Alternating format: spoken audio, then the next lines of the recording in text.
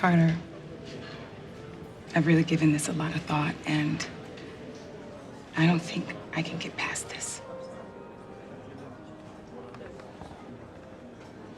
You're upset, that's all.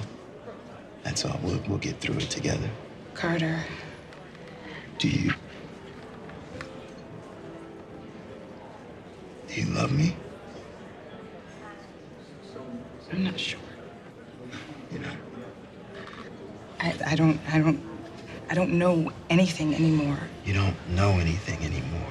You don't know. I'm not one of your campaigns where some damn poll numbers don't add up. This is a relationship. This is a relationship. When you're acting in a movie and you have to be scared, is it easy to sort of freak yourself out? I think being scared is the hardest thing. You know, I did Alien versus Predator. I had to be scared for 6 months straight. I felt like I was gonna have a nervous breakdown. And something about being scared, you know, it's always, you know, everything comes from your imagination. And obviously, you know, the circumstances around you. But there is something hard about being scared.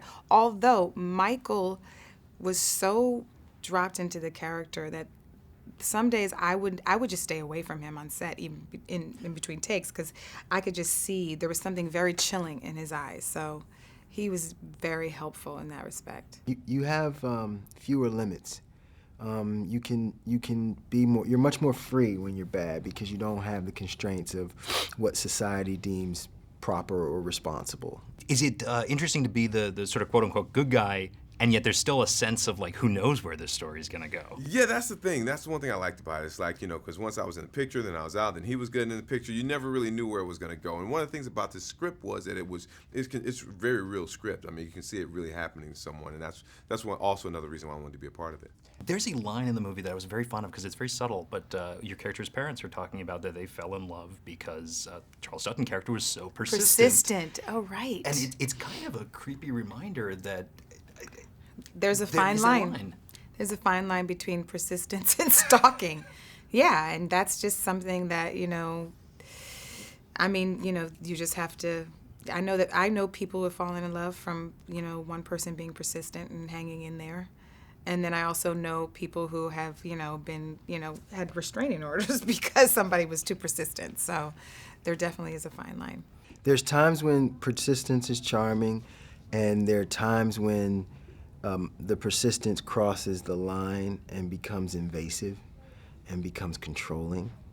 And I think that was one of the kind of the subtle distinctions we tried to make in terms of Carter not understanding that, you know, when she wanted to break up or when she wanted space, he started to think for her. No, you don't. You don't want space.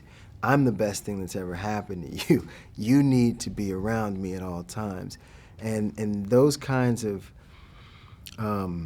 that kind of persistence is a bit more terrifying, and definitely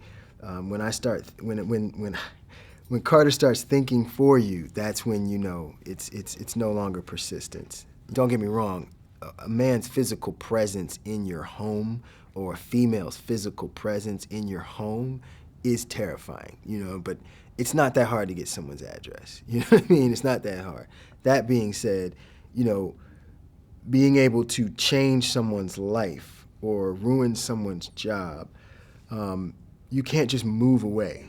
Like, you know what I mean? Like, you can't just run from this guy and think, oh, I'll just move to Cleveland. It'll be all right. No.